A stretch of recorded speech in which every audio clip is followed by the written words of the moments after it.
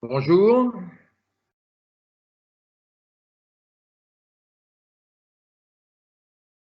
Bonjour à toutes et à tous. Je suis Joël Courtois, directeur général de l'EPITA. Donc, bienvenue pour cette séance de rencontre un petit peu particulière. Nous sommes habitués à organiser des journées portes ouvertes, à organiser des visites, des sessions d'immersion où le but est d'avoir un contact le plus proche possible. Et bien évidemment, les événements qui nous préoccupent tous en ce moment font que cela n'est plus réalisable. Mais nous avons voulu garder un contact avec vous, nous avons voulu garder un lien, surtout pour vous rassurer sur le fait que les concours auront bien lieu, que nous continuerons de rechercher les meilleurs étudiants et les plus motivés, que nous continuerons de sélectionner comme nous l'avons toujours fait par le passé, à la fois sur les qualités personnelles et sur les qualités académiques. Et nous avons décidé d'organiser cette petite rencontre. Vous êtes déjà plus d'une cinquantaine présents sur le réseau.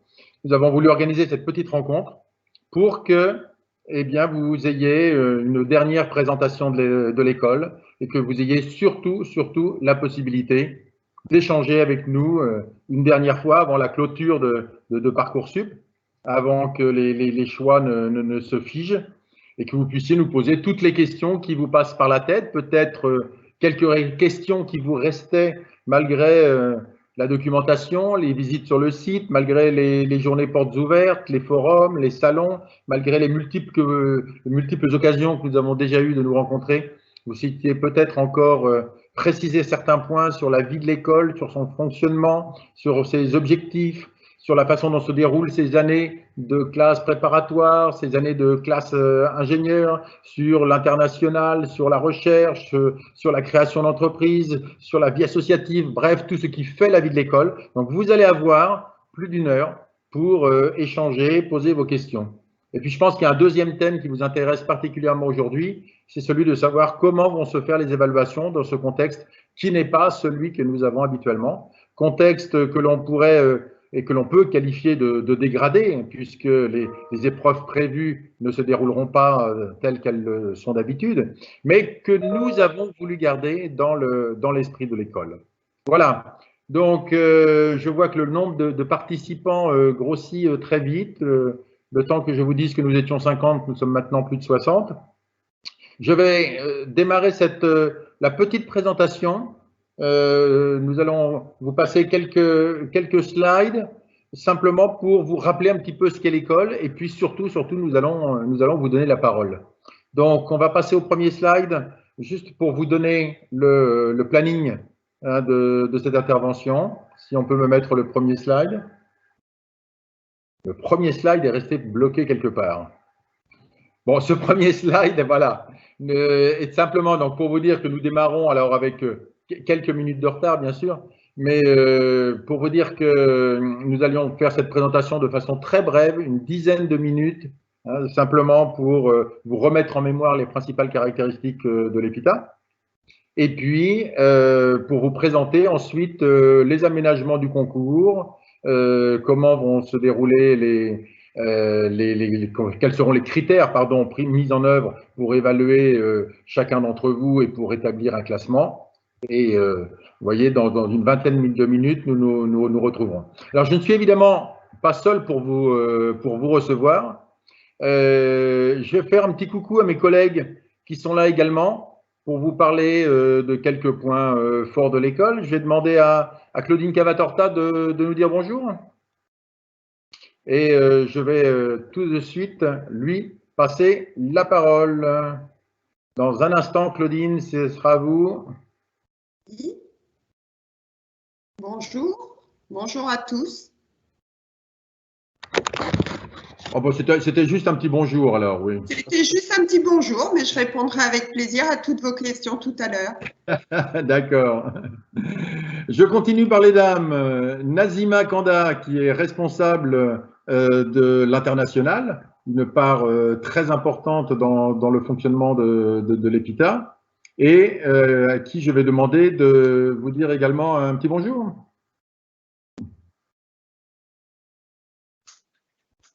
Ah, vous êtes en ligne, Nazima. Nazima, il faut ouvrir votre micro. Ah ben voilà, ça c'est les aléas du direct, pardon. Donc bonjour à tous, ravie d'être parmi vous et je serai heureuse de répondre à toutes les questions. Et enfin, Christian Dujardin, directeur des études, qui vous parlera du cycle ingénieur. Christian, êtes-vous parmi nous? Oui, j'ai un petit problème de vidéo. Visiblement, la vidéo ne s'affiche pas. Donc, je m'appelle Christian Dujardin. Je dirige les 3 dernières années du cycle ingénieur. La première année qui est une année générale, et puis les 2 années de majeur qui sont très professionnalisantes. Très bien, merci à chacun d'entre vous. Nous allons revenir sur les quelques slides pour vous rappeler ce qu'est l'école. Alors, l'EPITA, donc, c'est à la fois une formation d'ingénieur traditionnelle, avec tout ce que l'on attend d'une formation scientifique, technologique, selon les critères définis par la commission des titres d'ingénieur. Ce qui est particulièrement important, effectivement, c'est d'avoir la définition de ce titre et le respect des critères qui définissent ce que l'on va appeler l'ingénieur à la française, quelqu'un qui a à la fois des connaissances scientifiques, c'est d'abord un scientifique, et qui a également des composantes technologiques, c'est un scientifique qui sait réaliser des choses, qui sait construire, qui sait bâtir, et puis c'est un scientifique qui sait au-delà intégrer des dimensions culturelles, linguistiques, commerciales, de business. C'est quelqu'un qui doit savoir gérer une entreprise, la créer, ou gérer peut-être simplement le service à l'intérieur d'une entreprise, mais qui doit donc disposer de connaissances, de compétences qui vont bien au-delà des simples aspects technologiques. Voilà, c'est ce que l'on va définir, cet ingénieur à la française. Donc EPITA, c'est à la fois cela, mais c'est en plus une école entièrement dédiée au numérique. Et parmi les 200 écoles d'ingénieurs que l'on trouve aujourd'hui sur le territoire français, eh bien, EPITA est très clairement l'école où l'on fait le plus d'informatique, puisque dès la classe préparatoire, c'est un élément essentiel de l'information. Et lorsque l'on va aborder tous les éléments que j'évoquais précédemment, à la fois les éléments scientifiques, technologiques ou business, management, à chaque fois, ils seront orientés dans l'objet d'une utilisation dans le monde du numérique.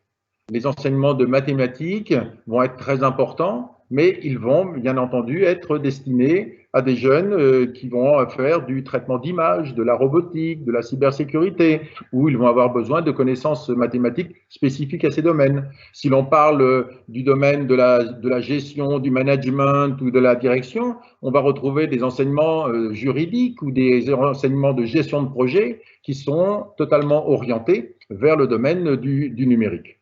Donc, nous sommes une école à la fois entièrement dédiée au numérique, mais en même temps dans le schéma classique de ce qu'attend la commission des titres de ces écoles d'ingénieurs. Ce qui va également caractériser la formation, c'est le poids que nous avons mis sur l'international, la recherche et l'innovation. L'international, c'est quelque chose qui est présent dès la première année de prépa. Vous allez vivre dès la première année avec près de vous des étudiants venant d'autres pays, avec des qui les contacts vont être très faciles. Nous allons attendre de vous un haut niveau de langue pour vous préparer à partir à l'étranger dès la deuxième année de classe préparatoire. Alors, il faut avouer que dans le contexte qui nous préoccupe actuellement, le déplacement à l'international a été un beau challenge pour toutes les équipes de l'EPITA, puisque nous avions plus de 500 étudiants à travers le monde quand il a fallu déclencher le rapatriement de toutes les divisions de Paris, des régions. Et nous n'avons pas évidemment souhaité prendre le moindre risque avec nos étudiants et nous leur avons demandé de rentrer de tous les coins du monde pour poursuivre leur semestre sur Paris. Donc, c'est international, vous allez le vivre, vous allez y partir et vous aurez là toute la possibilité de poser des questions sur ce point tout à l'heure.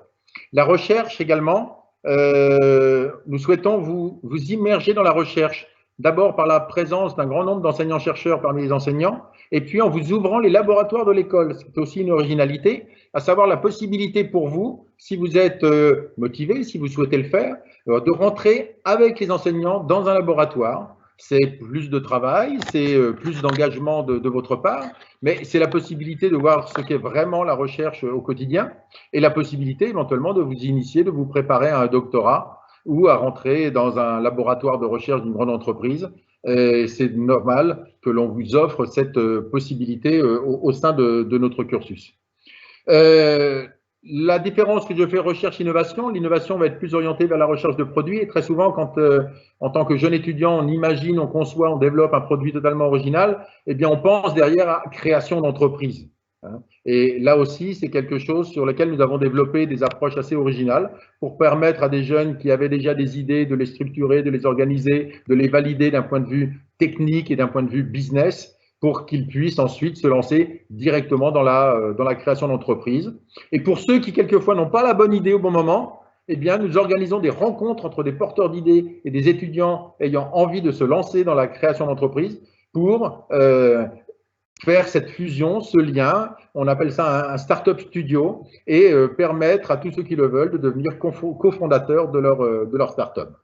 Voilà, ce sont des points un petit peu particuliers sur lesquels je souhaitais mettre un accent parce qu'ils sont très, très développés. Ils existent dans toutes les écoles d'ingénieurs, bien entendu, mais ils sont particulièrement développés au sein de l'EPITA. Donc, nous allons proposer un diplôme d'ingénieur en informatique, une formation sur 3 ans ou 5 ans. Bien majoritairement, la plupart des étudiants suivront la formation sur 5 années en nous retrouvant dès le post-bac. Quelques-uns nous retrouveront après un cycle externe des 2 premières années dans l'enseignement supérieur. Et nous allons équilibrer. On a peut-être avancé un petit peu vite d'une slide. Je ne sais pas s'il est possible de revenir à la slide précédente. Et nous allons essayer donc d'équilibrer les enseignements généralistes et spécialisés pendant toutes ces années. Des enseignements généralistes et spécialisés pour que vous soyez à la fois dans ce modèle de l'ingénieur à la française, mais que vous soyez toujours spécialisé dans notre domaine du numérique, qui aujourd'hui est tellement large que nous allons le voir dans quelques minutes, nous sommes amenés à développer des majeurs, c'est-à-dire des spécialités dans les domaines aujourd'hui les plus demandés, les plus porteurs d'avenir pour vous.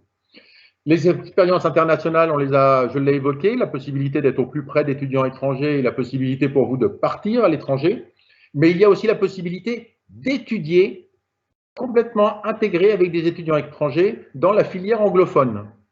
Donc cette filière anglophone, vous pourrez poser quelques questions si vous le souhaitez également tout à l'heure sur ce point, c'est la possibilité de réaliser les 2 premières années de classe préparatoire entièrement en anglais dans des classes mélangées avec des étudiants internationaux qui arrivent de tous les pays et qui, eux, en arrivant, pour la majorité, ne parlent pas un mot de français et recherchent le buddy, recherchent le copain, celui qui va l'aider, l'initier à la France, en même temps que vous allez découvrir la culture de son pays. Enfin, d'autres voies vous seront possibles, des filières en apprentissage quand vous êtes rendu au niveau du cycle ingénieur, donc la possibilité d'être en entreprise, salarié en entreprise et d'être en formation en même temps dans l'école. Et vous aurez de toute façon, même si vous ne choisissez pas la voie de l'apprentissage, vous aurez de nombreux contacts avec les entreprises puisque vous avez au total près de 13 mois de stage sur la totalité du cursus. Donc, vous voyez, très grande proximité avec les entreprises. Alors, les enjeux sur lesquels nous allons nous focaliser pendant ces années d'études, je parlais tout à l'heure d'informatique, de numérique de façon très générale. Notre objet est de vous préparer à être au cœur des préoccupations des entreprises au moment où vous sortez de l'école. Donc, nous allons être en permanence en vigilance grâce à des conseils de perfectionnement, à des conseils de spécialité, des entreprises qui nous accompagnent au quotidien. Nous allons être en vigilance sur là où se situent les domaines les plus demandeurs de compétences de pointe et qui plus est, ces conseils de perfectionnement nous permettent d'être toujours à la pointe de ce qui est demandé, puisque ce sont les industriels qui viennent nous voir en nous disant « j'aimerais avoir des profils de ce type, j'aimerais avoir des compétences de ce type ». C'est comme ça que c'est fait, par exemple, il y a aujourd'hui un petit peu plus d'1 an, une majeure qui s'appelle la majeure image et qui est issue hein, des réflexions de groupes d'industriels disant aujourd'hui il y a des écoles où il y a de bons informaticiens, il y a des écoles où il y a de bons matheux, mais une école où on arrive à regrouper des matheux et des informaticiens, on n'en a pas vraiment et on a pensé que l'EPITA serait le bon endroit pour faire cela. Et nous avons créé cette majeure image qui répond à des besoins très variés, qui vont du jeu vidéo au traitement d'images satellites, d'images médicales, donc qui sont dans un spectre très très large d'activités. Et puis, dans tous ces domaines, on va retrouver, donc dans tous ces domaines qui vont être identifiés grâce à l'aide des entreprises, nous allons retrouver bien entendu tout ce dont vous entendez parler au quotidien, toutes les problématiques liées autour de l'intelligence artificielle, de ce qu'elle sait faire aujourd'hui et de ce qu'elle devra savoir faire demain, puisque nous n'en sommes encore qu'au tout démarrage de ces applications. Nous allons retrouver tout ce qui se situe, voilà, j'y arrive, autour de la cybersécurité. C'est également un domaine totalement transversal, puisque ce doit être une préoccupation de tous les instants de tout informaticien, de se dire, est-ce que ce que j'imagine, que je conçois, que je développe, que j'installe, est suffisamment sécurisé? La cybersécurité, vous le savez, doit être une préoccupation de tous les moments.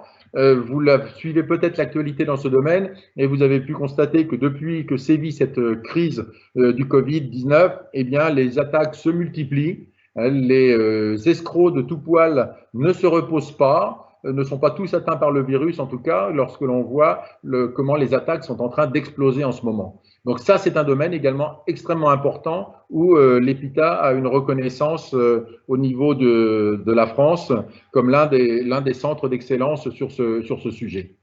Mais on pourrait en citer d'autres autour de, j'ai parlé d'IA, de Big Data, mais dans les systèmes d'information, dans les télécoms, dans le traitement d'images. Voilà, nous allons avoir des thèmes qui ne seront peut-être pas exactement les mêmes quand vous arriverez au niveau de ces majeurs, au niveau de ces spécialités, tout simplement parce que notre suivi au quotidien avec les entreprises aura fait que nous avons modifié tel ou tel majeur, que nous avons créé de nouveaux domaines ou qu'éventuellement nous avons fait disparaître des domaines qui étaient moins en demande. Voilà comment nous fonctionnons au quotidien et comment ce mode de fonctionnement fait que l'école est toujours en parfaite adéquation avec les attentes des entreprises.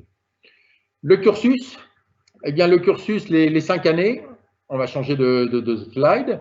Il est très classique, 2 années de classe préparatoire, InfoSup, InfoSP. Le but est de vous apprendre à bien travailler, à vous donner des méthodes, des rythmes, à savoir vous organiser, comment travailler seul, comment travailler en équipe, comment apprendre à travailler de façon autonome. Nous avons mis en place des systèmes de cours en ligne, ce que l'on appelle des MIMO, dont on nous a souvent dit « Oh, mais ça ne sert pas à grand-chose, vous devriez tout faire avec des profs ». Non, nous pensions qu'il était important que vous appreniez à travailler déjà de façon autonome en préparation des rencontres avec les profs, des séances de TD, de TP, de tout ce que vous allez faire avec vos enseignants. On pensait qu'il était important de vous mettre des cours en ligne. La situation actuelle a démontré à quel point nous avions vu juste, puisque là où j'entends aujourd'hui beaucoup d'écoles qui se disent on a du mal à faire passer nos élèves dans une approche plus numérique avec la crise du Covid, ils ne savent pas travailler de cette façon-là, et bien les nôtres travaillaient déjà de cette façon-là. Donc nous avons pu franchir, nous sommes en train de vivre cette épreuve au quotidien avec nos étudiants, mais les cours en ligne, ils les avaient déjà. Là, ils ont perdu le contact direct avec les enseignants de TD, de TP. Tout se fait par Teams, par des classes virtuelles. Et donc, tous les travaux dirigés, tous les TP, tout continue. La perturbation, il nous a fallu moins d'1 semaine pour que tout soit en place et que les cours continuent de façon presque normale, malgré la crise en cours. Donc, un cycle préparatoire de 2 ans, un cycle ingénieur de 3 ans, rien de particulier sur ce point-là. Le cycle, on va rentrer un petit peu dans le détail, le cycle préparatoire peut-être pour commencer, si on peut me remettre la slide du cycle préparatoire. Donc, on va y retrouver pendant 2 années les fondamentaux scientifiques de l'ingénieur, mathématiques, physique, électronique, ce que l'on attend de la connaissance générale de l'ingénieur dans des domaines comme les physiques ou l'électronique, où nous n'allons pas très loin, mais il y a une culture générale de l'ingénieur à avoir dans ces domaines. Un aspect mathématique qui, lui, en revanche, est beaucoup plus important, puisqu'il est à la base de tout ce que vous allez manipuler comme outil dans le cycle ingénieur, et encore plus quand vous arriverez dans les dernières années dans les spécialités, vous serez amené à manipuler des concepts, à manipuler des outils sur lesquels les mathématiques sont absolument essentielles. Bien entendu, il ne s'agissait pas d'avoir des classes préparatoires classiques où l'on ne fasse que de la théorie, et la pratique est là, elle est là dès la première année, puisque là aussi c'est une particularité de l'EPITA, c'est d'accorder un poids très important à l'informatique dès la première année de classe préparatoire. Algorithmique, programmation, architecture des ordinateurs, voilà, c'est quelque chose qui va avoir un poids aussi fort que celui des mathématiques, hein, qui vous montre bien comment ces deux matières s'équilibrent. Bien entendu, on n'oublie pas des matières plus générales, d'anglais, d'ouverture culturelle, on n'oublie pas des projets qui vous apprennent à travailler ensemble, en équipe, et tout cela va être pendant 2 ans, hein, le fondement, le support du cycle ingénieur qui va se reposer sur ces assises très fortes et que l'on ne retrouve que dans l'école. Le semestre à l'international, dont je parlais tout à l'heure, peut se réaliser donc à la fin de ce cycle préparatoire. S'il y a des questions sur ce point, nous pourrons y revenir tout à l'heure. Je vais essayer de tenir à peu près le timing. Le cycle ingénieur. Alors, le cycle ingénieur, quel est l'objectif? Eh bien, faire de vous des ingénieurs dans la définition de la commission des titres d'ingénieur que j'évoquais tout à l'heure, mais également faire de vous des experts dans le maniement des technologies du numérique. Donc, la première année va vous apporter à la fois des fondements théoriques et en permanence la mise en œuvre de ces fondements théoriques à travers des projets pour que vous compreniez toujours, à tout moment, à quoi sert cette théorie et à quoi elle s'applique dans les projets informatiques.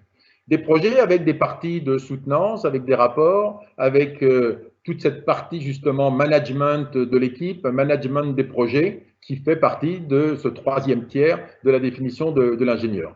Et puis quand vous arrivez en 2e année, là aussi ce sont des particularités de l'EPITA, vous allez partir très tôt sur un stage long, un stage de 5 mois. Et pourquoi avoir décidé de vous faire un stage de 5 mois plutôt qu'un premier stage léger de 2 à 3 mois? Je ne l'ai pas dit tout à l'heure, mais quand vous êtes en classe préparatoire, vous avez une première période de stage de 2 mois qui est une découverte du monde de l'entreprise. Là, quand vous êtes dans le cycle ingénieur, vous avez un vrai stage en entreprise et le fait que nous ayons choisi une durée longue, c'est pour vous permettre de faire des projets réellement intéressants.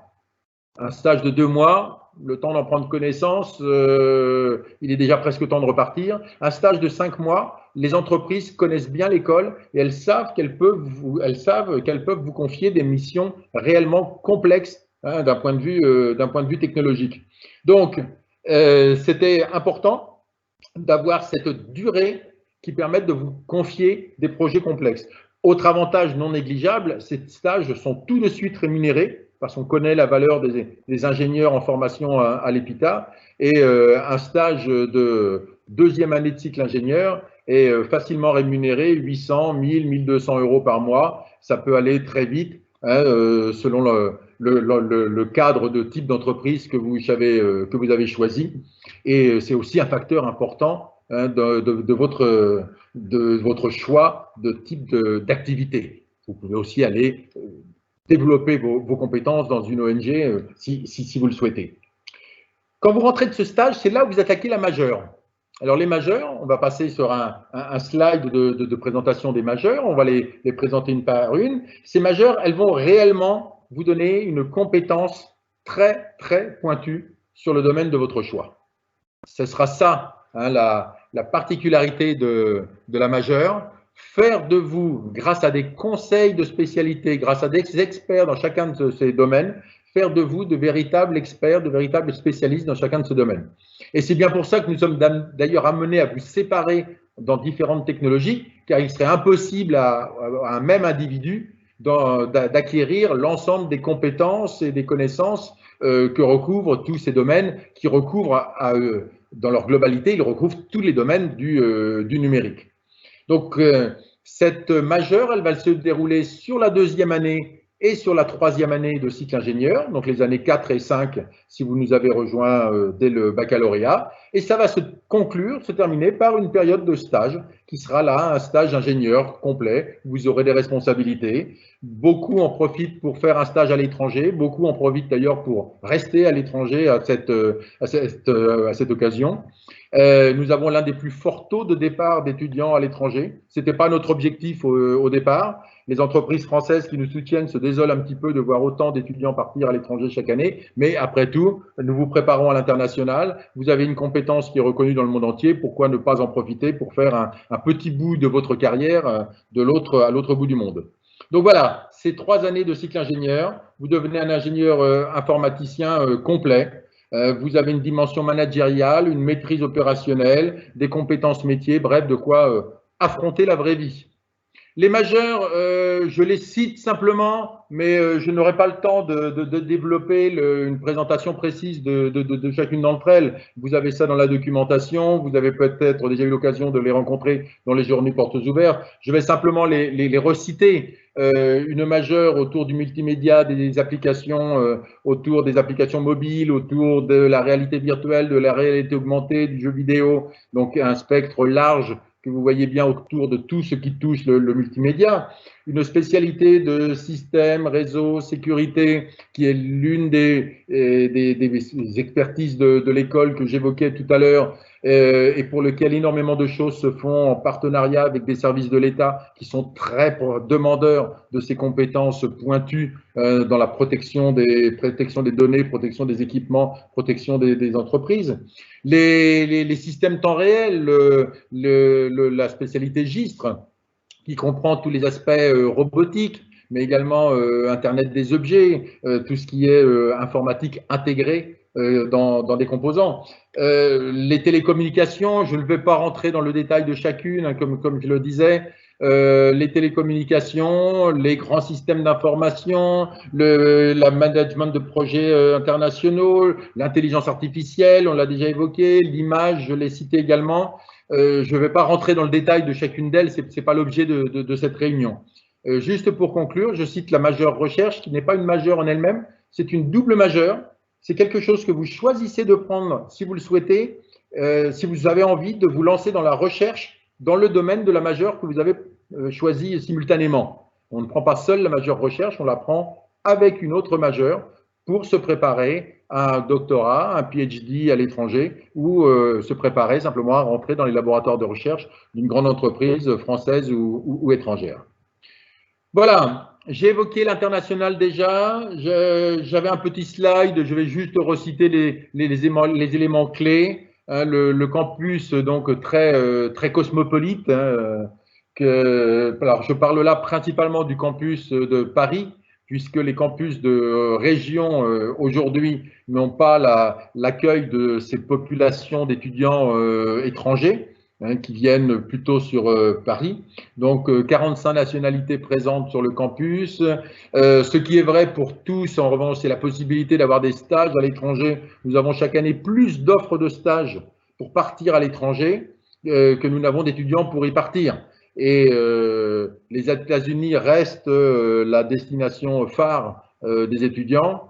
Je ne pense pas que ce soit pour l'environnement actuel, mais pour la pertinence technologique de ce pays, qu'il s'agisse des laboratoires de la côte Est ou de la côte Ouest, il y a énormément de demandes et les ingénieurs à la française sont particulièrement recherchés justement parce qu'ils ont cette combinaison de sciences, de technologie et de business.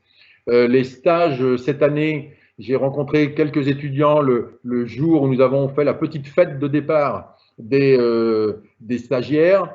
Lorsqu'ils sont partis au mois de janvier, aujourd'hui, les propositions de stage sur les États-Unis, ils étaient partis sur quelque chose de l'ordre de 9 000 € par mois de rémunération, 9 000 $ par mois, pardon, de rémunération de stage aux US. Voilà, ce n'est pas pour citer le chiffre, c'est juste pour montrer l'importance que ces pays que l'on pourrait dire déjà capables de s'auto-alimenter en termes de ressources d'ingénieurs, eh bien, vont chercher des ingénieurs à la française.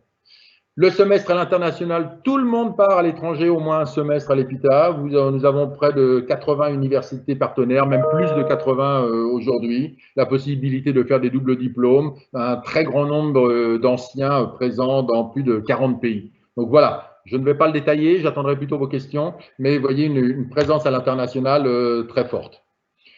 Où irez-vous travailler en sortant de l'école? J'ai envie de dire où vous voulez, puisque nos élèves se répartissent. Vous voyez un petit peu le camembert de gauche. On retrouve des anciens un petit peu dans tous les secteurs d'activité. En termes de répartition géographique, là, nous sommes sur les chiffres de la promotion 2018. Je ne les ai pas encore actualisés avec la 2019. Sur la 2018, eh bien, nous avions plus de 20% de départ immédiat à l'étranger. Je vous l'évoquais tout à l'heure, l'un des plus forts taux des écoles d'ingénieurs françaises.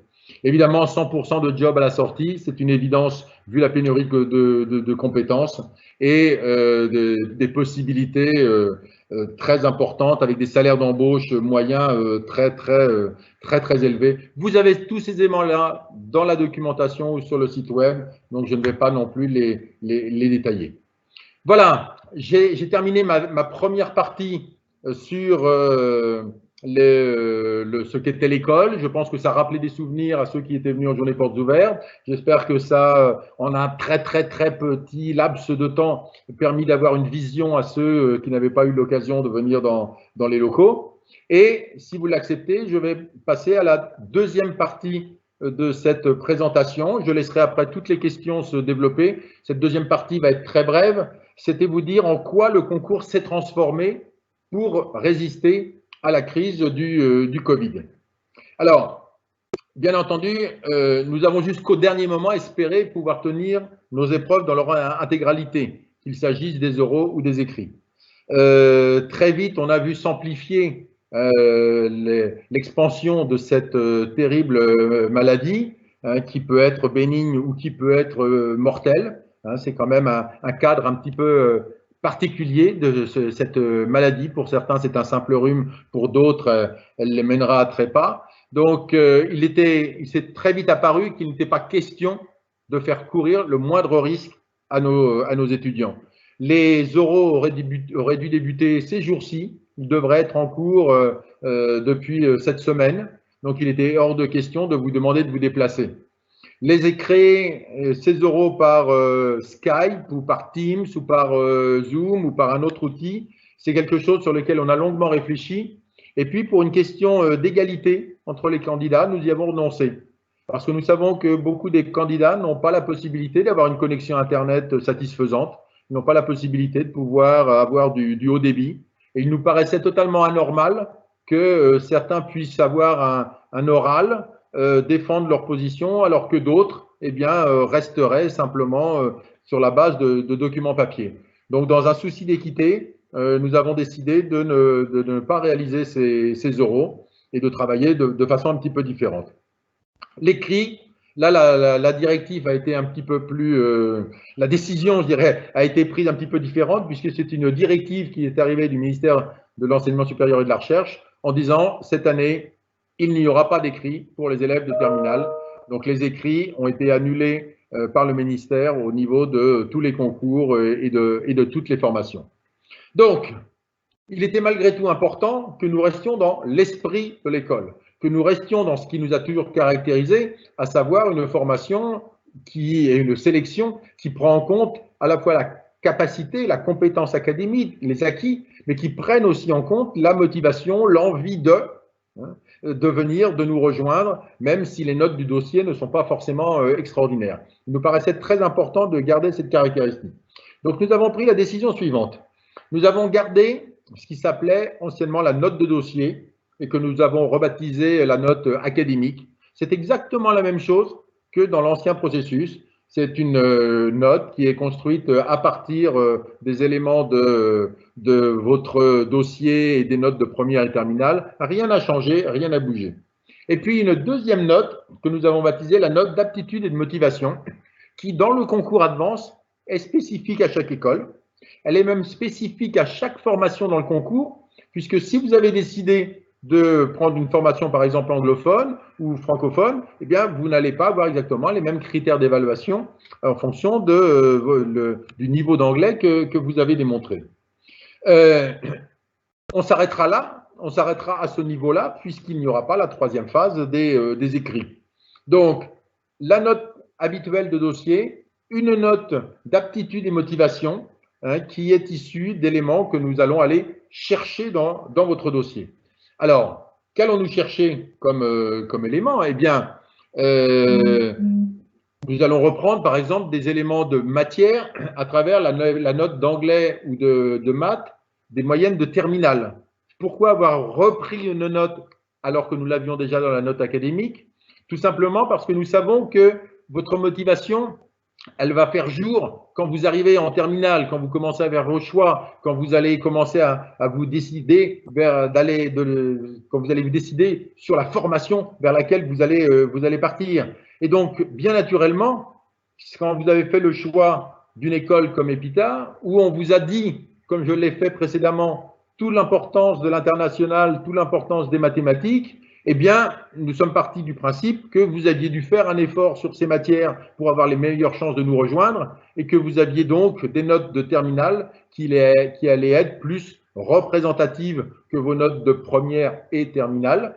Il nous a paru intéressant d'isoler ces deux notes pour en faire un premier élément alimentant votre démonstration de motivation. Donc, la note de mathématiques et d'anglais de terminale. Et puis, nous allons reprendre une synthèse de votre dossier en allant piocher des informations dans l'analyse de la fiche à venir, du projet de formation, de ce qui s'appelle les activités et centres d'intérêt. Nous allons aller piocher dans votre dossier des éléments qui nous semblent vous caractériser sur votre implication dans des domaines, sur votre implication dans les cours, sur des activités éventuellement externes. Voilà, tout ce qui est un petit peu l'ADN de l'EPITA et que nous avions l'habitude de vous demander au moment de l'oral, eh bien, nous allons aller piocher ces éléments-là à l'intérieur de votre dossier, de façon à rester au plus près de ce que nous aurions fait si nous avions eu la chance de vous rencontrer. Donc, cette note-là, d'aptitude et de motivation, elle va avoir le même poids au final que la note académique. Vous voyez, on garde cette dualité, compétences académiques, motivation et envie de nous rejoindre, démontrée par le candidat. Voilà un petit peu comment nous allons travailler. On rentrera ensuite dans le schéma tout à fait classique de Parcoursup. Nous allons avoir plus de temps pour analyser ces dossiers. Au lieu d'avoir des enseignants qui vous rencontrent, eh bien, les enseignants vont examiner vos dossiers, vont regarder ce que vous avez écrit. Vous avez rédigé des éléments dans votre projet de formation, par exemple. Eh bien, nous allons regarder quels éléments vous avez mis en avant, pourquoi vous souhaitiez rejoindre l'EPITA ou pourquoi vous souhaitiez rejoindre l'EPITA, éventuellement une autre école du groupe. Vous avez le droit d'avoir plusieurs vœux, bien évidemment. Donc, nous allons demander à nos enseignants, à nos équipes de regarder. Vous avez d'ailleurs vous-même encore la possibilité de modifier ces données. Je le rappelle pour ceux d'entre vous qui se diraient « Ah ben, si j'avais su, j'aurais développé un petit peu tel ou tel point ». Vous avez encore la possibilité de le faire. Même si vous avez validé votre dossier, vous avez jusqu'au 2 avril la possibilité de revenir sur votre dossier. Même sur un dossier validé, vous avez la possibilité de le réouvrir pour compléter votre projet de formation si vous le souhaitez. Alors, le timing est short, je le conçois bien, mais pour ceux qui sont là avec nous aujourd'hui, vous êtes maintenant plus d'une centaine, c'est peut-être l'occasion de relire votre projet et de se dire je peux peut-être ajouter quelques petits éléments. Voilà. Donc, vous voyez la façon dont nous avons travaillé, rester au plus près de l'esprit de ce qu'est l'EPITA, donner une chance à chacun, mettre en avant aussi bien la valeur académique que la valeur personnelle. Je conclus la présentation juste par un petit rappel sur le fait que nous avons des campus qui ne sont pas seulement parisiens. Vous avez la possibilité de nous rejoindre également sur les régions. Sur le campus de Paris, nous avons annoncé donc 220 places pour la section francophone et 50 places pour la section anglophone, 15 places pour les STI 2D. Mais sur Lyon, nous avons également alors uniquement des cursus francophones avec 60 places sur Lyon, 60 places sur Toulouse, 50 places sur Strasbourg et 50 places sur Rennes. Là, si vous le souhaitez, hein, vous l'avez déjà expliqué pour ceux qui sont venus nous rencontrer, n'hésitez pas à maintenir plusieurs vœux. Il faudra d'ailleurs penser à les maintenir quand vous serez dans les phases d'appel. Pensez bien à maintenir tous vos vœux, même si vous avez une ville de préférence, si vous en avez choisi plusieurs. Eh bien, si vous n'avez pas du premier coup celle que vous vouliez, vous pouvez en maintenir, les maintenir. Pensez bien qu'au moment de l'appel, vous n'aurez pas tous la possibilité ou la chance d'être appelé du premier coup. Donc, pour certains, il faudra attendre un petit peu, il faudra attendre quelques jours, quelques semaines avant de se voir appeler. Il faudra savoir être patient. Mais je crois que la patience est une chose que nous apprenons tous en ce moment. Vous avez intérêt à apprendre à être patient dans votre confinement et je vais juste conclure en disant que j'espère vous revoir très très vite en réel, en chair et en os et j'aurai grand plaisir à aller vous rencontrer sur les différents campus pour tous ceux qui nous auront rejoints à la rentrée de septembre prochain qui de toute façon aura lieu en septembre. Soyez-en parfaitement certains. Voilà, je pense que pendant cette présentation, il y a des questions qui sont arrivées et nous avons notre coordinatrice des questions qui va nous commencer à nous les présenter. Et bien entendu, je passerai la parole, je répondrai moi-même ou je passerai la parole à mes collègues en fonction du thème abordé. Diana, c'est vous la grande chef des questions. Avez-vous des questions à nous proposer? Oui, bonjour à tous. Nous allons commencer par la question posée par Karl. Bonjour, je voulais savoir si l'on pouvait passer des oraux en visioconférence car je souhaite intégrer la section anglophone, mais mon professeur d'anglais de terminale s'est basé uniquement sur du par cœur, faisant donc baisser ma moyenne énormément.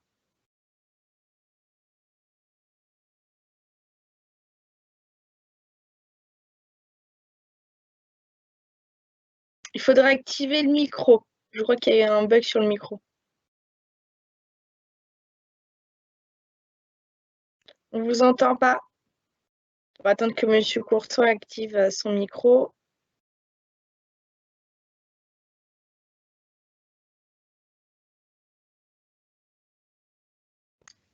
Bon, en attendant qu'il revienne, je vais peut-être le remplacer pour répondre à cette question. Est-ce que vous m'entendez? Oui. Oui.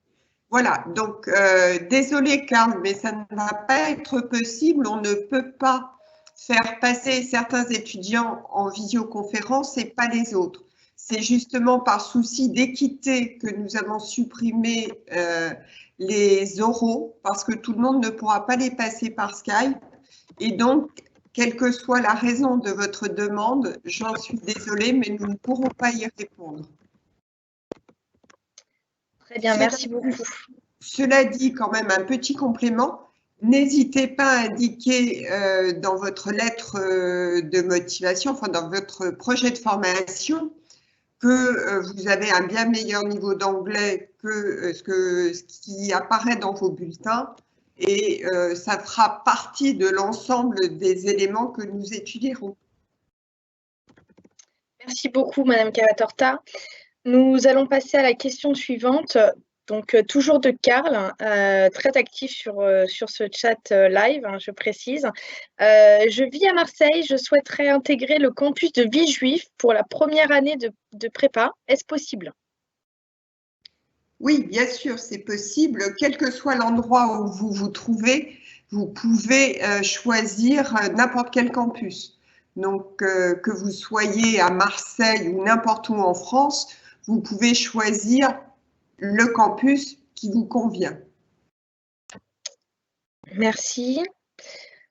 Alors, une question maintenant de Rob. lorsque l'on dépose une candidature via Parcoursup, est-ce que l'on a choisi plusieurs campus en sous-vœu et que l'on a choisi plusieurs campus en sous-vœu, la sélection se fait-elle par campus ou bien pour le cursus EPITA? En d'autres termes, le candidat peut-il, par exemple, être pris dans un campus et être en liste d'attente dans un autre? Oui, tout à fait, puisque le nombre de places est différent d'un campus à l'autre. Vous pouvez très bien être à un niveau de place dans le concours qui vous permet d'intégrer immédiatement un campus alors que vous êtes encore en liste d'attente sur un autre. Donc, c'est à vous de voir en fonction de l'endroit où vous souhaitez aller, si vous acceptez la place qui vous est donnée ou si vous restez en liste d'attente sur un autre campus. On va continuer sur les questions qui vous correspondent. Oui, quels sont les critères que les autres retrouvent leur voix. Voilà, c'est ça. Après, il y a des questions pour tout le monde, donc pas de souci. Donc, une question, donc, quels sont les critères d'admission aux classes préparatoires? Donc là, effectivement, on n'a pas d'informations sur le niveau. Donc, je pense qu'après, c'est par rapport au concours Advance. Oui, alors là, c'est un petit peu compliqué. C'est-à-dire que soit il s'agit d'une personne qui est en terminale actuellement et dans ce cas-là, le recrutement passe par le concours Advance. Donc, par ce que vient de détailler Joël Courtois dans sa présentation. Soit il s'agit de quelqu'un qui n'est pas en terminale actuellement, et dans ce cas-là, il faut déposer un dossier de candidature via notre site internet sur Advance Parallèle. On procédera ensuite à une étude de dossier et si le dossier est retenu, à des entretiens qui auront lieu soit par Skype dans les semaines qui viennent, soit en présentiel sur le site le plus proche si le confinement est levé. Merci. Une question de Emilia. Bonjour, intégrer le campus de Villejuif est-il plus difficile que votre 4 autres campus? La procédure est absolument identique et il y a beaucoup plus de place à Villejuif. Donc c'est vrai que le campus parisien est souvent le plus demandé, mais nous avons 220 places à Paris pour 60 ou 50 en région. Donc, a priori, non. Néanmoins, chaque année, les candidats sont différents et leurs souhaits sont différents. Donc, je peux difficilement l'affirmer à 100%, mais en général, ce n'est pas plus difficile à Villejuif que sur les autres campus. Très bien. J'ai une question, donc là on va changer. J'ai une question pour Monsieur Dujardin. Après la formation, donc une question qui nous vient de Sofiane, après la formation ingénieur, peut-on continuer à étudier dans l'école pour faire de la recherche?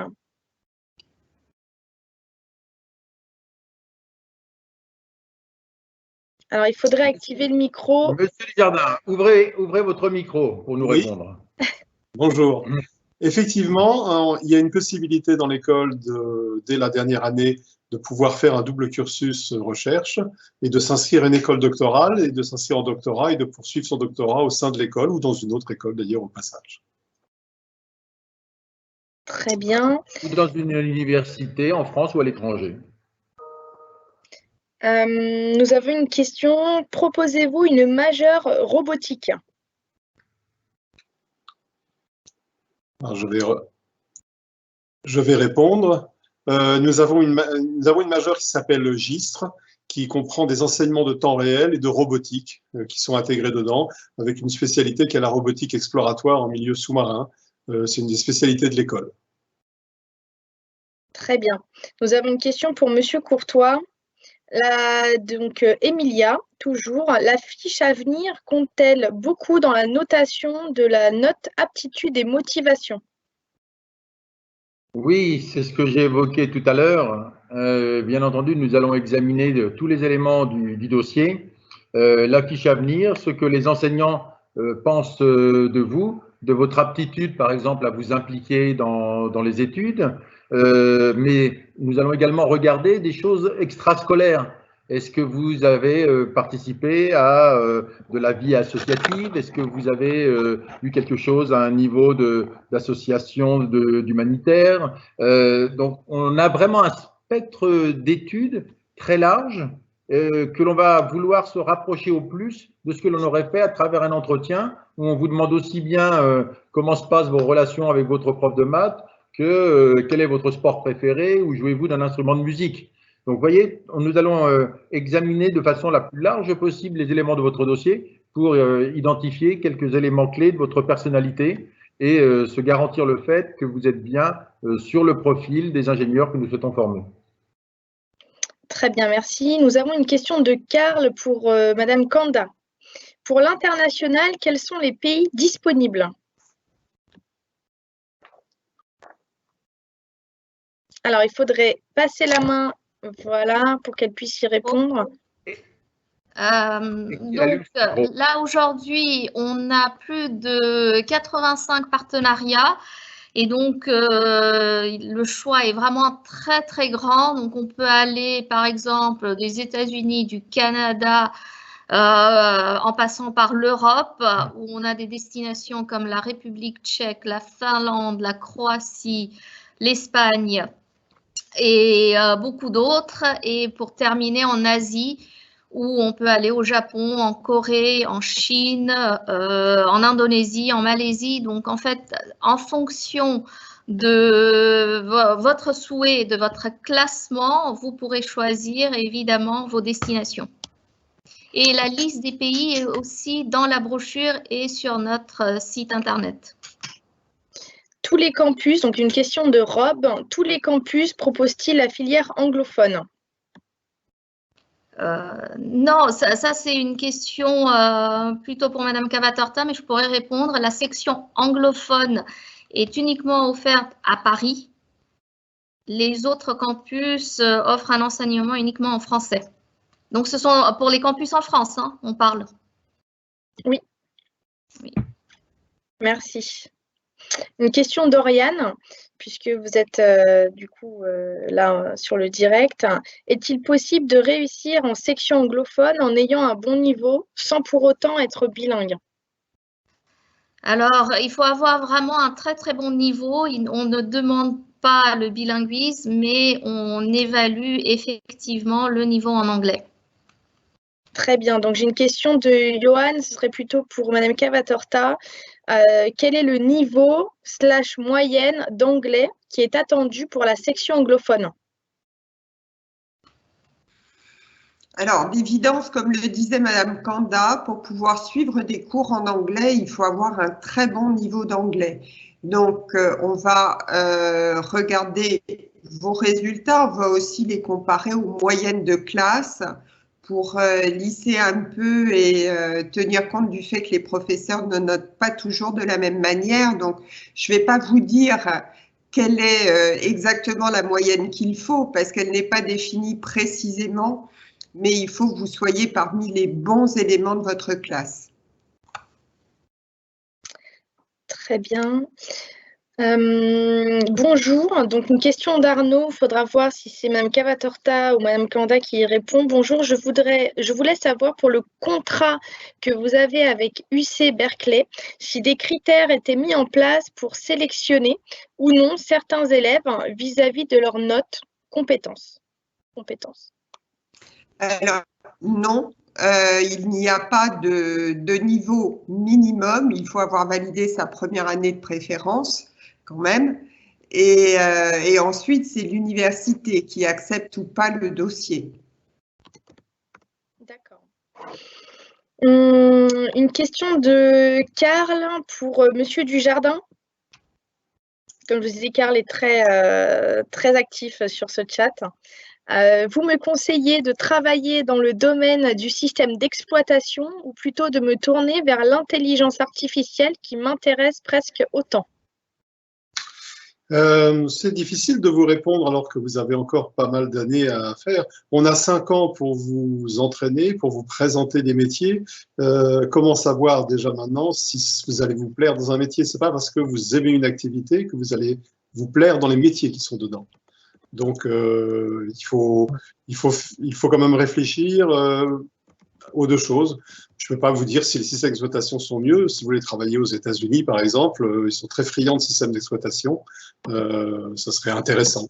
En intelligence artificielle, c'est un peu plus large. Ou alors, pour travailler aux États-Unis en intelligence artificielle, il faut avoir un excellent niveau. Très bien, merci beaucoup. Une question d'Emilia. Avez-vous des conseils concernant ce que nous pourrions découvrir / étudier avant d'intégrer l'EPITA durant les vacances d'été? Alors peut-être pour plutôt Madame Cavatorta ou Monsieur Courtois. Oui. Oui. Alors, tout ce qu'on vous demande, c'est d'arriver plein d'entrain et en ayant bien assimilé votre programme de terminale.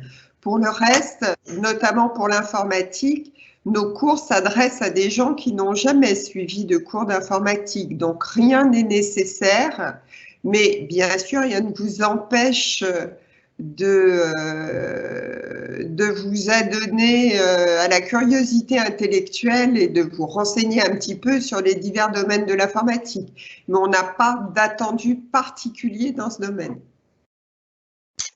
Très bien.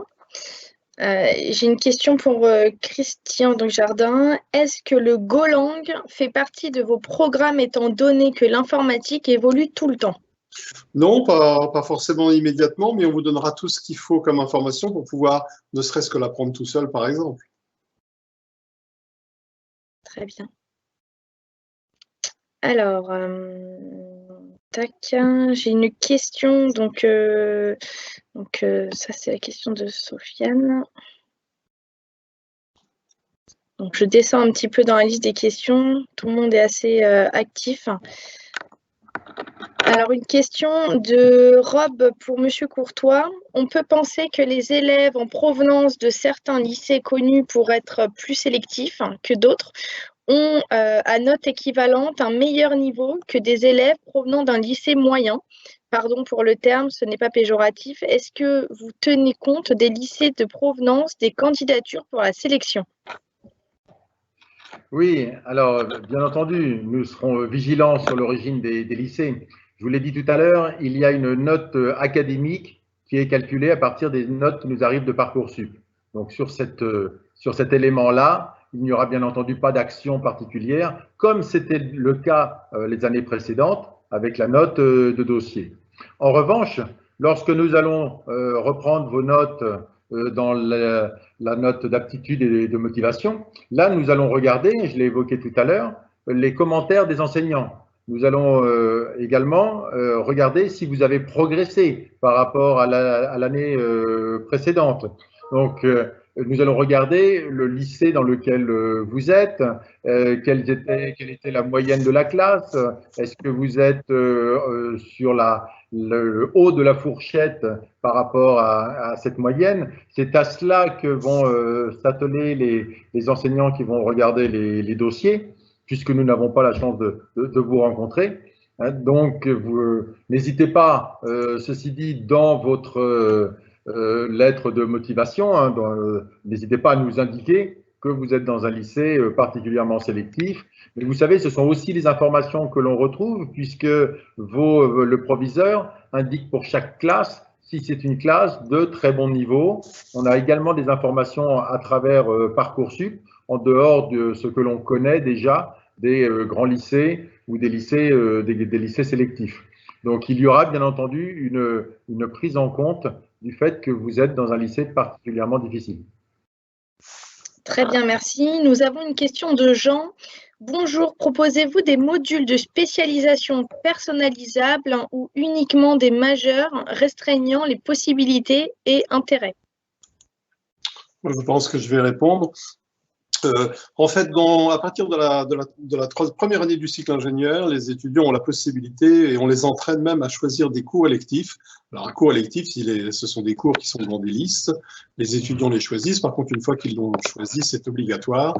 Donc, il y a énormément de cours de mathématiques, d'informatique pour personnaliser le cursus complètement. Merci. Nous avons une question à nouveau donc, de Karl pour Madame Kanda. Est-ce qu'une nationalité permet par exemple de privilégier un stage à l'étranger?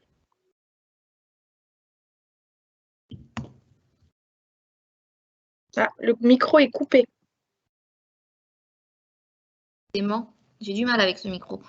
Donc non, c'est pas la nationalité qui prévaut. Après, il va y avoir certains pays où ça va être difficile, mais c'est surtout votre projet professionnel et l'entreprise dans laquelle vous souhaiterez réaliser votre stage.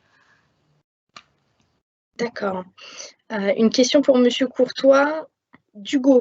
Bonjour, n'étant pas de l'Académie de Toulouse, je n'ai pas pu me rendre porte ouverte. En revanche, je suis venue à un rendez-vous personnel. J'ai visité les locaux d'EPITA Toulouse 2 semaines plus tôt. Y a-t-il une liste des personnes ayant participé aux portes ouvertes, comptant pour l'intégration dans l'école? Si oui, vais-je tout de même apparaître dans cette liste? Alors, il y a bien entendu des listings, des fichiers qui sont conservés sur les personnes qui sont venues nous rendre visite. C'est à la fois un critère de motivation.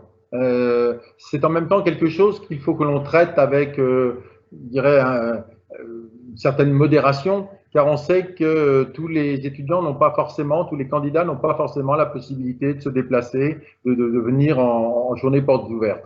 Donc, ce n'est pas quelque chose qui sera déterminant pour vous faire gagner un point de plus et vous faire gagner 1000 places dans le concours, mais il est vrai que sur une petite enveloppe de candidats, eh bien, le fait d'être venu à une JPO fera peut-être la petite différence. Notre question n'était pas celle-là, elle était de se dire, mais est-ce que moi qui n'étais pas dans une JPO, je vais pouvoir bénéficier de ces petits bonus?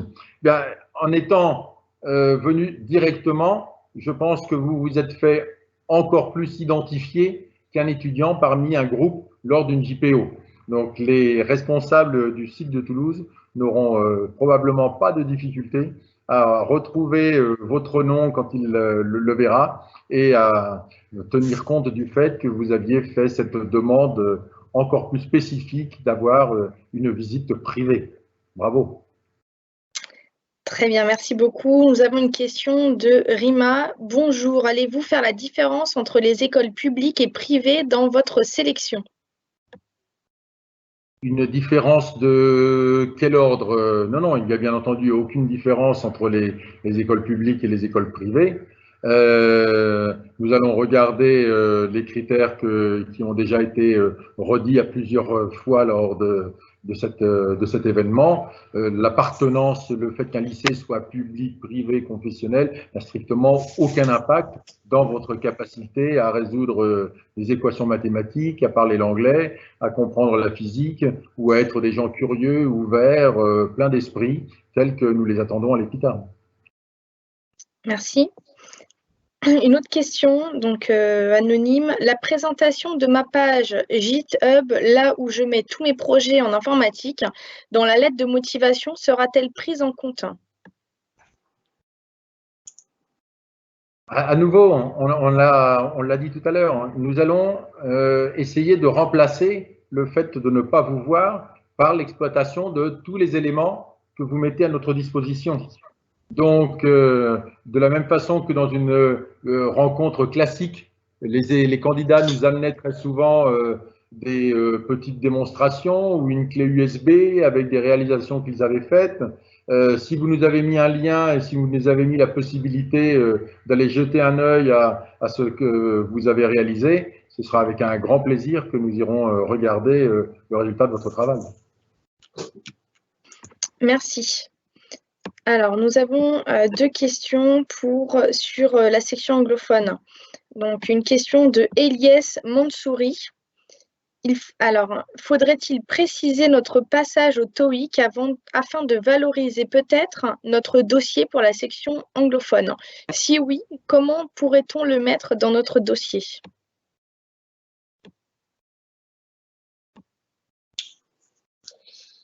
Claudine, peut-être? Une réponse de Claudine Cavatorta? Vous êtes en ligne? Oui, je suis là, mais à dire vrai, j'ignore la réponse. Alors, le fait d'avoir passé le TOEIC, oui, bien sûr, c'est un plus. Est-ce qu'on peut le mettre dans le dossier Parcoursup? J'avoue que je l'ignore. Monsieur Courtois, est-ce que vous savez ça? Alors, il ne va pas être possible de rajouter des pièces. En revanche, vous pouvez y faire mention. Vous pouvez faire mention de ce résultat.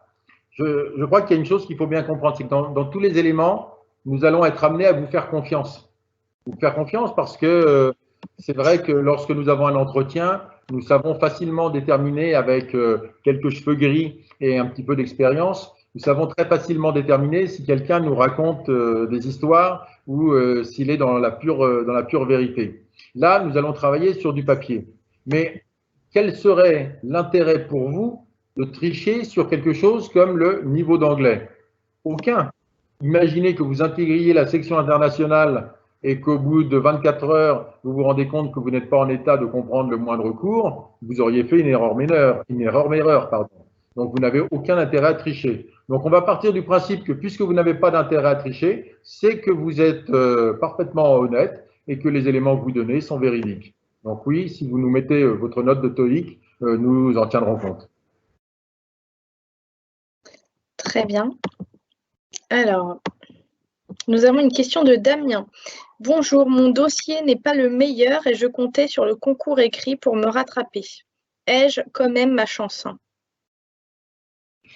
Bon, Damien, il fallait se réveiller un petit peu plus tôt là. Comment ça, votre dossier n'est pas le meilleur?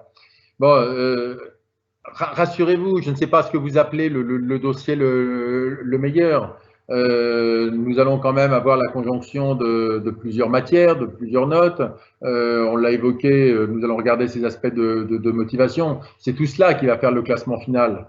Il est clair que si vous avez de très bonnes notes et une très bonne motivation, ben vous serez plus haut classé que quelqu'un qui a des notes moyennes et une motivation du même niveau que le précédent. C'est logique, c'est normal.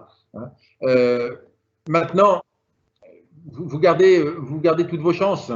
Si vous avez su vous exprimer, si nous sommes convaincus, un bon résultat sur la motivation, vous avez vu que cette note d'aptitude et de motivation avait le même poids que le dossier purement académique. Donc, ne vous inquiétez pas, vous gardez vos chances.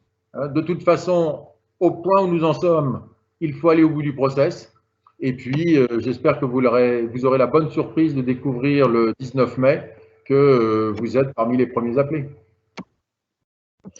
Nous avons une question pour Monsieur Dujardin de Ben. Bonjour, je suis étudiant en prépa. Qu'en sera-t-il pour le concours post-prépa? Non, c'est plutôt Joël qui va répondre à ce dossier-là. Oui, je reprends effectivement la main sur ce point-là. C'est un dossier qui est actuellement en négociation avec le ministère. J'étais dans une réunion dans les minutes qui ont précédé le début de cette session. J'ai un de mes collègues qui a pris la suite dans la réunion pour que je puisse vous rejoindre. Vous allez avoir bientôt un calendrier qui va vous être proposé, un calendrier qui est décalé. Au lieu de débuter, nous aurions dû faire le 4 avril, donc le samedi prochain, nos épreuves EPITA, puisque nous sommes les premiers dans la liste des concours. Aujourd'hui, cette date va être repoussée. Alors, je ne peux pas vous le communiquer, hein, ce n'est pas à moi de vous communiquer la date. Le but est vraiment de rester dans le même esprit et simplement de décaler dans le temps et de comprimer un petit peu la durée de tous les concours de façon à maintenir une rentrée qui soit au 1er septembre ou au pire décalée de quelques semaines, mais à surtout rester au plus près du schéma classique. Donc surtout, ne vous inquiétez pas, sachez bien que dans toutes les écoles, les 200 écoles d'ingénieurs dont je parlais tout à l'heure, cette question se pose. La ministre Vidal est sur ce dossier.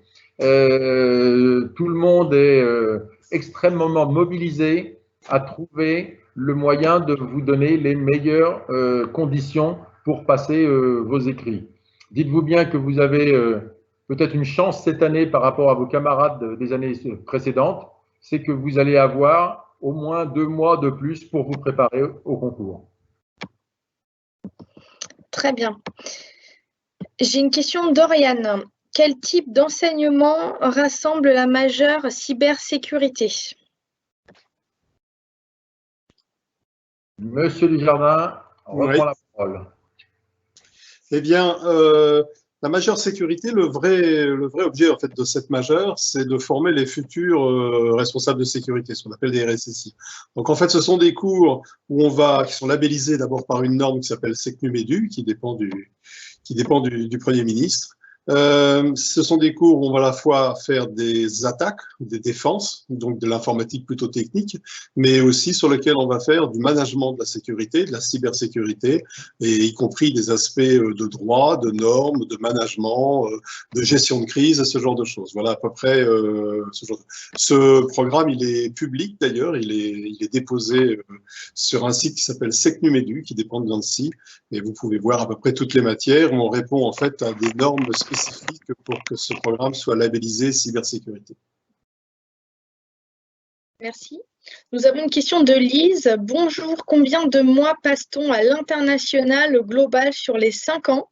Comment cela se dispatche-t-il entre échanges académiques et stages? Merci.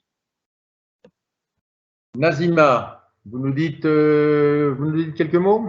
Alors, donc, vous avez la possibilité de partir et en cycle préparatoire, donc ce qu'on appelle le S4, c'est-à-dire la 2e année et 2e semestre.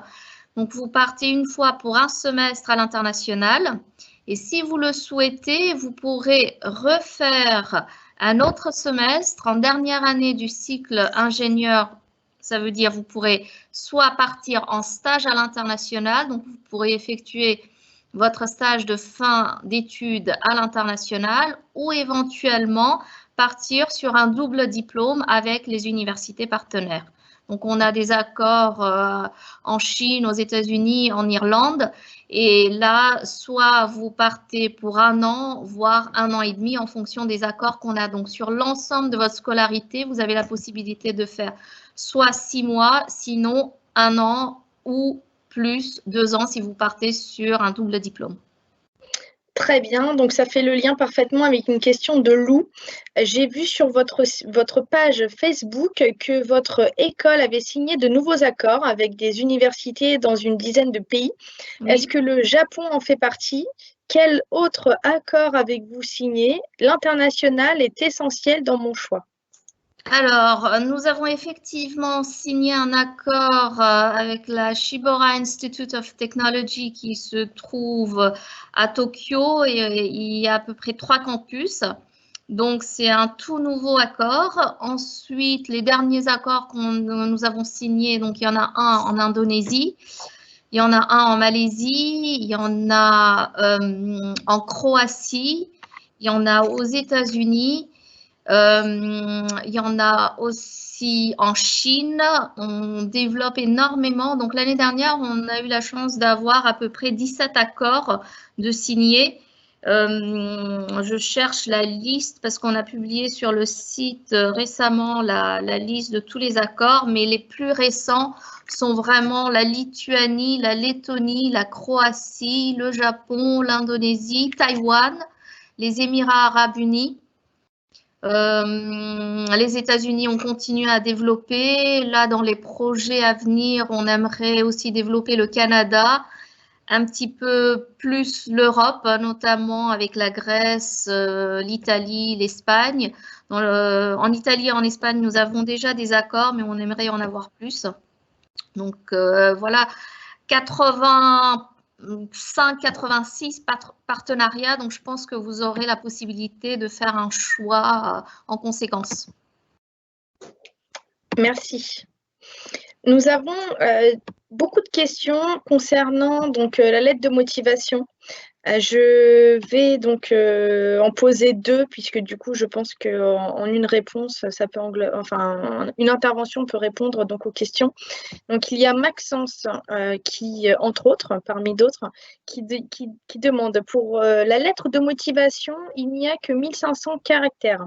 Conseillez-vous donc de garder les formules de politesse ou bien d'essayer de dire le maximum d'informations importantes?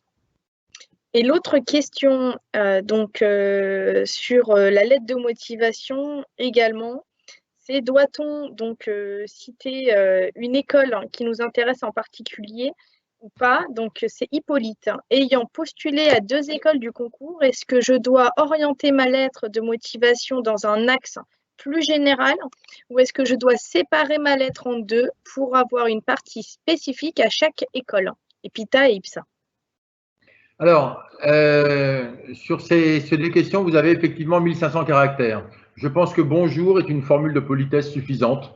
Vous pouvez vous en tenir là. Concentrons-nous sur l'essentiel.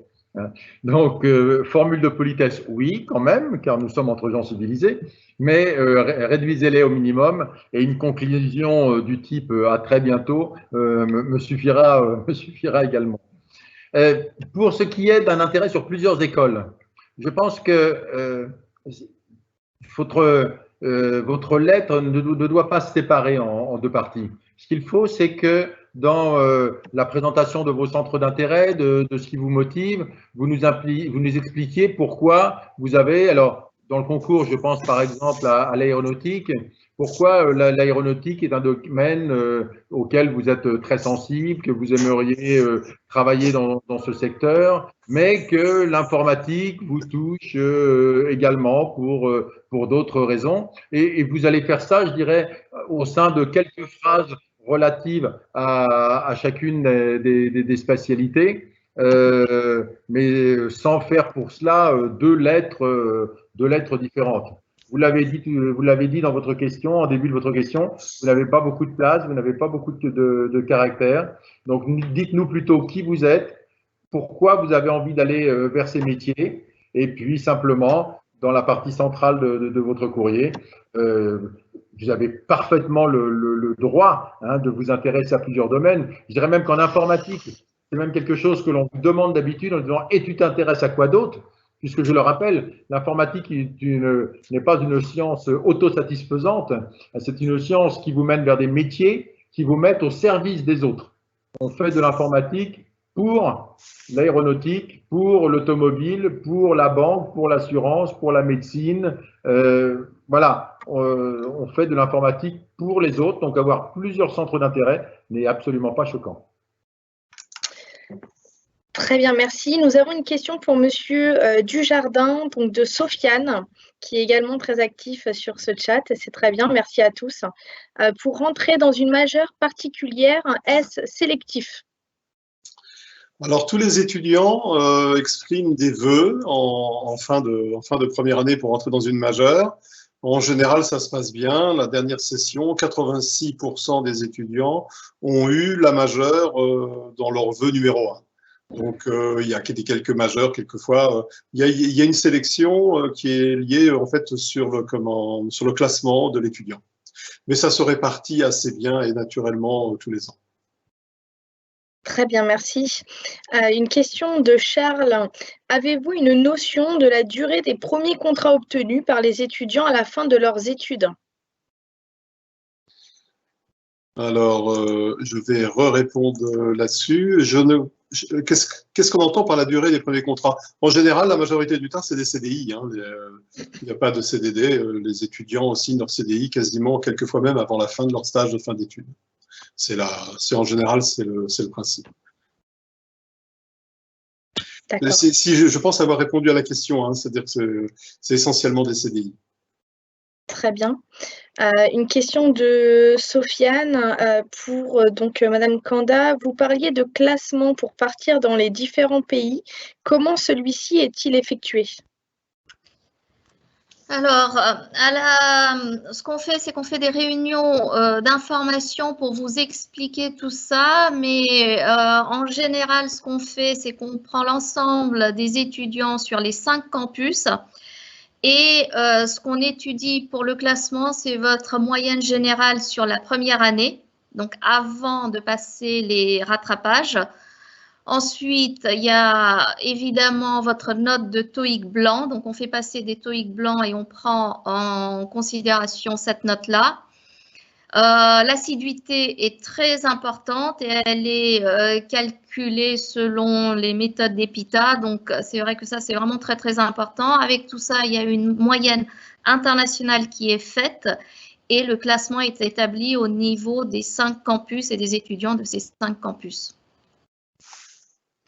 Merci. J'ai une question de Rémi pour Madame Cavatorta, toujours sur, par rapport au niveau d'anglais pour la section anglophone. Donc, quel niveau d'anglais faut-il avoir pour rejoindre la section anglophone? Quels sont les cours dispensés en anglais et sur quelles années cette option s'applique? Alors, dans la section anglophone, l'intégralité des cours est dispensée en anglais. Donc, c'est la raison pour laquelle il faut avoir un bon niveau, puisque sinon, on rajoute la difficulté de compréhension de la langue à la difficulté de compréhension du cours. Il n'est pas nécessaire, comme le disait Nazima Kanda tout à l'heure, d'être parfaitement bilingue, mais il faut avoir la capacité à comprendre un cours d'anglais, d'algorithmique, de physique en anglais. D'accord, très bien. J'ai une question de Karl.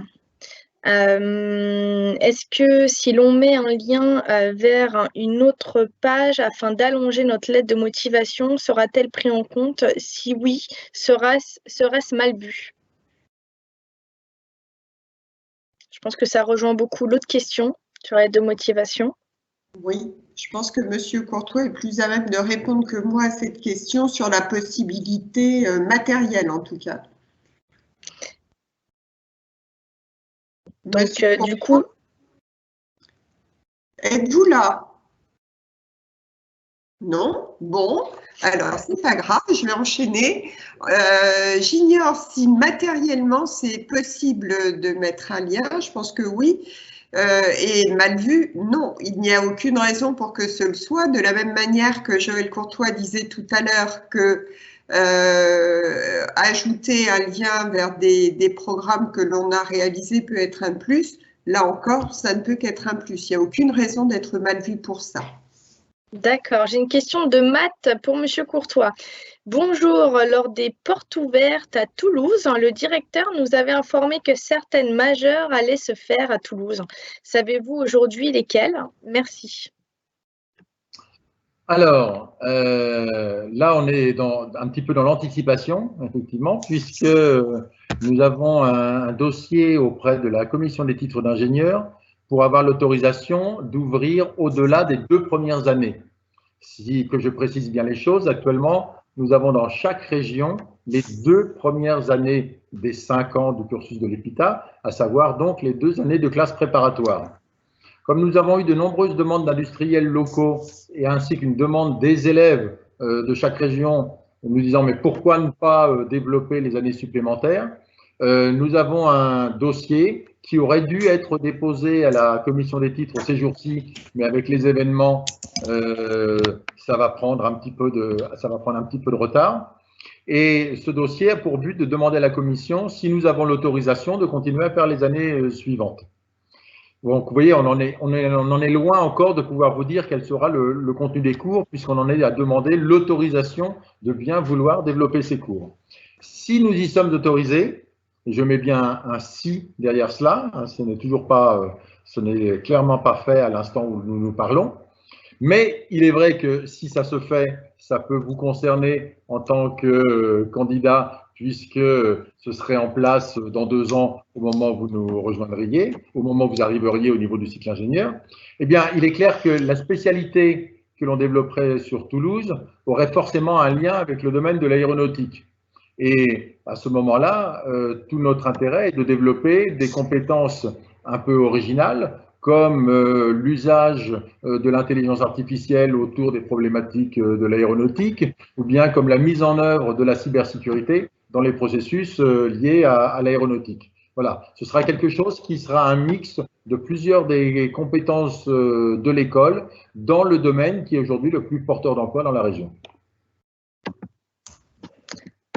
Très bien, merci. Alors, nous avons une question de Guy. Quel est le niveau demandé? Il faut-il avoir déjà trouvé une entreprise? Alors, cette question doit concerner l'apprentissage. Alors, en fait, pour rentrer en apprentissage, je rappelle que l'apprentissage se fait sur un recrutement Bac+2. Dans le principe de l'apprentissage, il faut un bon niveau technique, il faut avoir aucune dette, il faut avoir aussi un niveau d'anglais satisfaisant, parce que la difficulté de l'apprentissage, c'est de travailler et aussi de faire des études. Et en faisant ça, en fait, il y a par exemple beaucoup moins de vacances. On n'a que 5 semaines de vacances, comme si on était d'ailleurs, on est un vrai salarié sous statut du Code du travail. Donc, il faut pas avoir, quand on arrive en cycle ingénieur, il ne faut pas avoir de dette.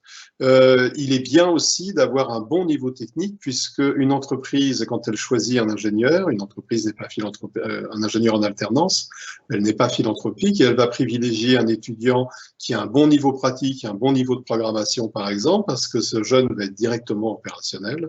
Donc, c'est important d'avoir un bon niveau technique. Aussi, pendant la formation, étant donné que les jeunes sont en apprentissage, plutôt que de simuler des projets artificiels dans l'école pour les aider à s'intégrer en entreprise, étant donné qu'ils sont en entreprise, ils font moins de projets pratiques. En faisant moins de projets pratiques, forcément, il ne faut pas arriver avec des dettes, avec un retard en fait sur ces niveaux-là. Très bien. Alors, j'ai une question pour vous. Donc, Monsieur Dujardin, bonjour, donc de Tim. Bonjour, on peut faire du jeu vidéo dans votre école? Alors, on peut faire du jeu vidéo, oui, on peut étudier le jeu vidéo, on peut faire du jeu vidéo en dehors, bien sûr, des cours. Non, il y a des cours de jeux vidéo et des cours d'informatique 3D, et sur les moteurs de Unity en particulier. D'accord. C'est une majeure qui est plutôt dédiée, qu'on appelle multimédia, qui s'appelle MTI, et c'est quelque chose aussi qu'on peut faire par la voie de l'apprentissage. Merci. J'ai une question de Amaury. En terminale S, j'ai pris l'option maths. Cette option permet-elle de peser en ma faveur dans les critères de sélection? Madame Cavatorta ou Monsieur Courtois? Alors, oui, la filière, l'option maths est indispensable pour intégrer l'EPITA. On ne peut pas intégrer l'EPITA sans l'avoir suivi. Il est obligatoire d'avoir suivi l'option maths en première et en terminale. Je pense que l'on parlait de la spécialité maths actuelle. Je pense que c'est un candidat et non pas un prospect. Ce n'est pas une question pour les années précédentes. C'est quelqu'un qui est en quelle année? Terminale. Voilà. Pardon, j'avais mal compris la question. Je pensais que c'était quelqu'un qui était en première et qui se demandait quoi faire en terminale. Excusez-moi. Avoir suivi l'option maths pourra être un plus, oui, dans l'étude de dossier, puisqu'il y aura des parties de programme que vous aurez vues et que les autres n'auront pas vues. Donc, de toute façon, ça vous donnera un avantage pour suivre les cours. C'est une évidence. Très bien, merci. J'ai une question de Maïane, toujours sur la lettre de motivation qui inquiète beaucoup donc, les participants à ce chat. Donc, si nous parlons plusieurs langues, conseillez-vous de le mettre dans la lettre de motivation ou bien autre part sur Parcoursup afin que cette information soit vue par votre école?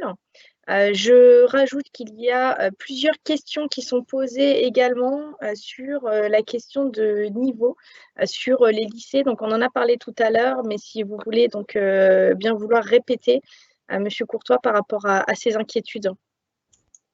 Alors, je crois qu'effectivement, les différentes questions là, qui vous arrivent, elles ont toutes la même réponse. Nous allons rechercher à travers votre dossier ce que nous ne pouvons pas obtenir directement par la rencontre, par une rencontre avec vous. Donc, avoir voyagé et avoir donc une ouverture culturelle, avoir eu l'occasion de pratiquer plusieurs langues, avoir fait du sport de haut niveau. On va dire, mais quel est le rapport avec le sport de haut niveau? Simplement, le sport de haut niveau, ça démontre la capacité de quelqu'un de s'impliquer de façon extrêmement performante dans une activité. Donc, tous ces éléments-là sont des traits de votre personnalité, de votre caractère, démontrent vos centres d'intérêt et vont amener des petits bonus, hein, des petits plus quand on va constituer avec tous ces éléments la note cette note de motivation. À chaque fois, je dirais, on coche les petits bonus qui viennent de tous ces éléments issus de la lecture du dossier.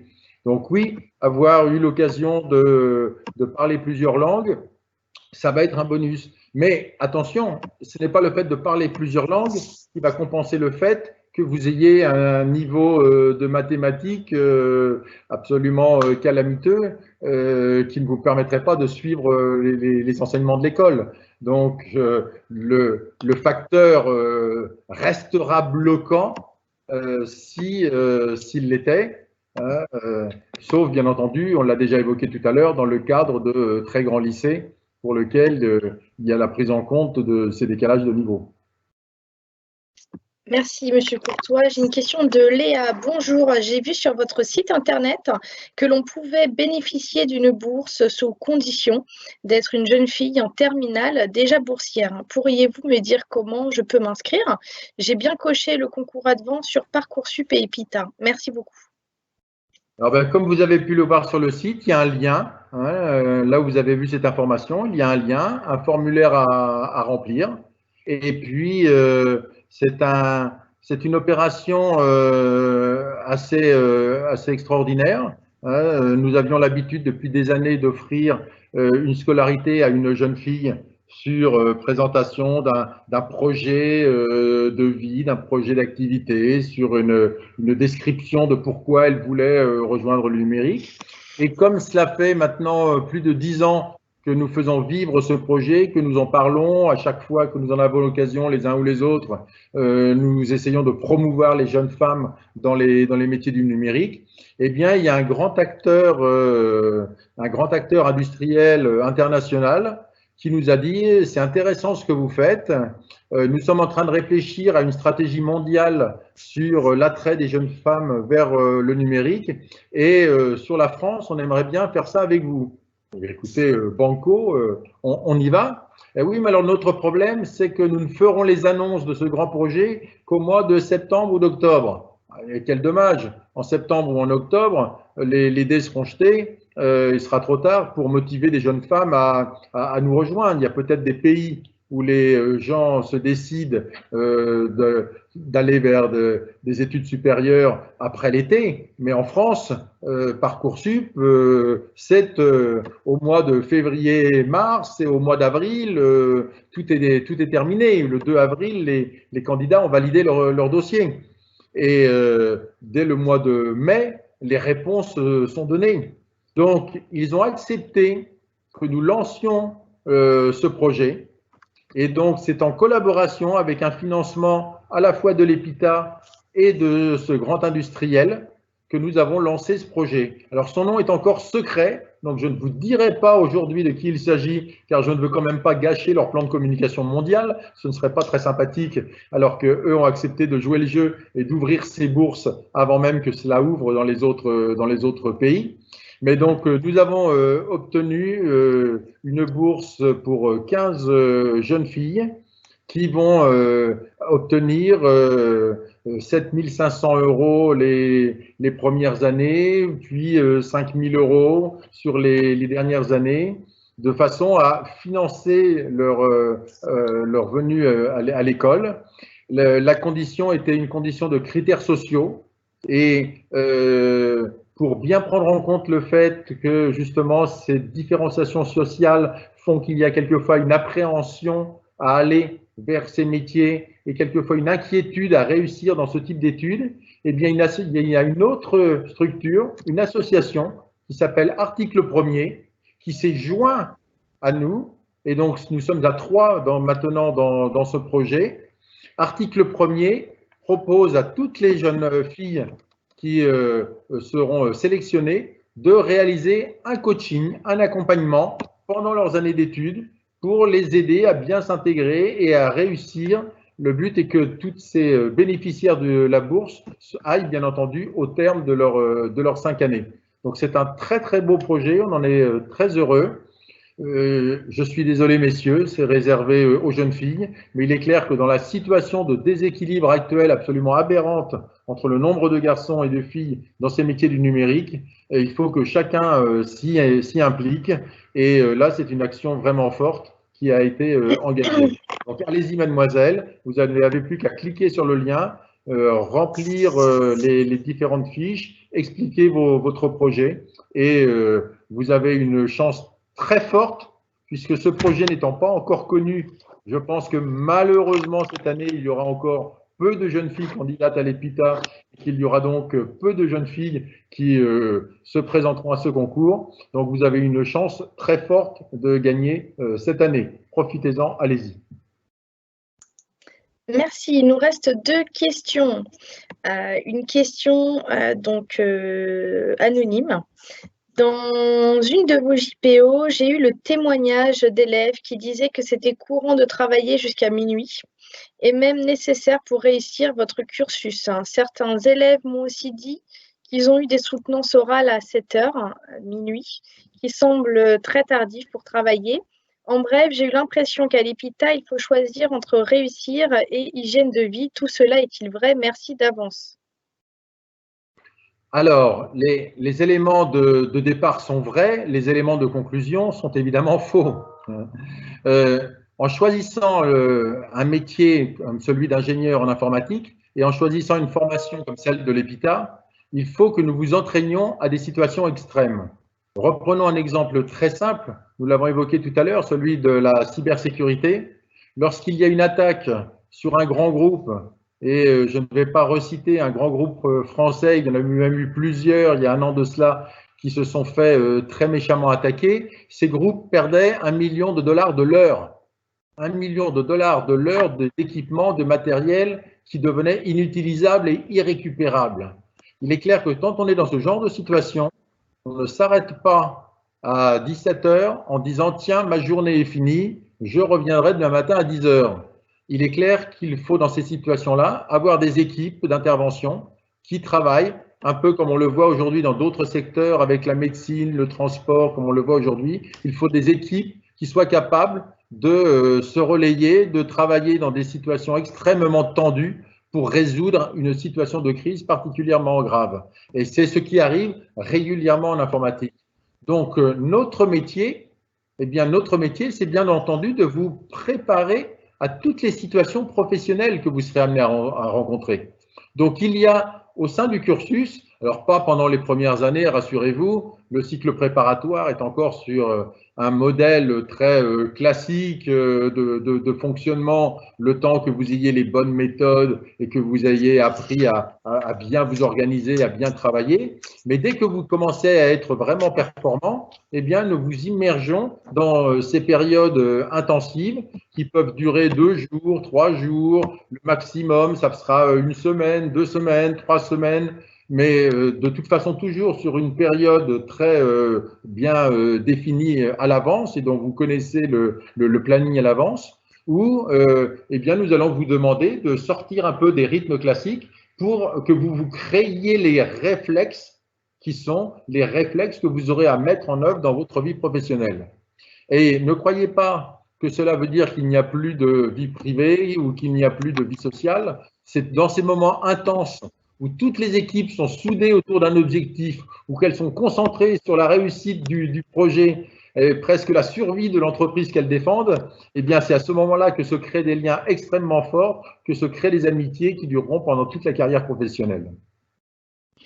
Très bien, merci Monsieur Courtois. Nous allons je vais énoncer la dernière question. Pour les autres, ne vous inquiétez pas, on va vous répondre. C'est juste qu'on arrive à la fin de ce live et on vous enverra la réponse puisque beaucoup de questions ont déjà été posées auparavant. Donc, on a une question de Manon. Donc, pour Monsieur Courtois, j'ai vu sur BFM TV que votre école était classée au premier rang sur les débouchés professionnels cette année et dépassait Polytechnique en termes de salaire de sortie pour sa dernière promotion. Pourriez-vous nous expliquer comment votre établissement a pu permettre à ces jeunes diplômés d'obtenir un tel niveau de salaire? Oui, alors c'est une histoire qui nous a bien amusés. Il se trouve que ces chiffres sont les chiffres de la promotion 2017. Et en 2017, nous avons eu plus de 30% de départ de jeunes diplômés à l'étranger, principalement vers les États-Unis. Donc, les États-Unis, c'est aujourd'hui un salaire, je le disais au début de l'intervention, les stagiaires qui partent actuellement sont rémunérés aux alentours de 9 000 $ par mois. Et on leur a fait savoir que s'ils souhaitaient rester dans l'entreprise, derrière, ils passeraient à 10 000 $ par mois en tant que salariés. Donc, des débutants à 120 000 $, c'est-à-dire quand même plus de 100 000 € en tant que débutants, quand vous avez 30% de la promotion qui part à l'étranger et une grosse majorité vers les États-Unis, eh bien, vous imaginez bien que la moyenne globale de la promotion prend une valeur extrêmement importante. Donc, le journaliste qui a identifié cette donnée, puisque ce sont des données que publient toutes les écoles tous les ans auprès de la commission des titres, lorsqu'un journaliste est venu me dire « Monsieur Courtois, savez-vous que vous êtes passé devant Polytechnique ?» J'en étais le premier surpris. J'ai cependant bien attiré son attention sur le fait que c'était dû à cette part très importante d'élèves qui partaient à l'international. Il a joué le jeu, il a mis un encart dans son papier spécifiant quelle était la cause de ce salaire moyen global de la promotion extrêmement élevé. Mais cette information a été reprise par beaucoup de médias et entre autres, BFM Business s'est bien amusé pendant une journée à titrer que EPITA is the new Polytechnique. Donc, ça a amusé beaucoup de monde et j'ai plein de copains polytechniciens qui m'ont appelé en me disant « Comment ça, tu es passé devant nous? Si j'avais su, j'aurais fait EPITA. » Donc voilà, ça a été…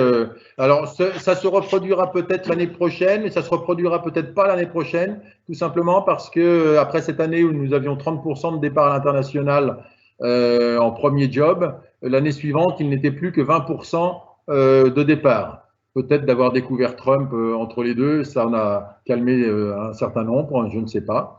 Et donc, le nombre de départs vers les États-Unis a fortement chuté. Donc, je ne suis pas certain de pouvoir réitérer cet exploit dans les prochaines années. Mais en tout cas, ça nous a amusés. Et pour toute une année, nous sommes l'école passée devant Polytechnique. Je pense que c'était votre dernière question, disiez-vous, Diana? Tout à fait. Dernière question. Et donc, voilà, on a d'autres personnes qui ont envoyé plein de messages. Hein. Comme je disais, beaucoup de questions qui ont déjà été posées. Je propose de communiquer donc, sur le mail de l'école, donc contact@epita.fr pour pouvoir répondre à toutes ces questions. Bien sûr, les questions qui ont été posées auront une réponse. Donc, voilà, toutes les bonnes choses ont une fin. Merci à tous. Je vais remercier toute l'équipe qui était là. Merci donc à Diana d'avoir réparti ces questions. Merci beaucoup à Claudine, à Nazima, à Christian. J'espère que nous avons été clairs dans nos réponses, que nous avons essayé de vous apporter en tout cas le maximum d'informations. Et puis, soyez confiants. Je ne vous dis pas à très bientôt comme je le fais d'habitude à cette date, mais je vous dis à très bientôt, un petit peu plus tard, pour le jour de la rentrée. J'espère que la majorité de ceux qui ont participé à cette live session EPITA seront parmi les recrutés de la promotion rentrée 2020 et que nous aurons beaucoup de plaisir à vous retrouver à Paris ou sur l'une des 4 régions. À bientôt à toutes et à tous. Et pour les jeunes filles qui sont boursières, n'oubliez pas de candidater. À très bientôt. Au revoir à toutes et à tous. Au revoir.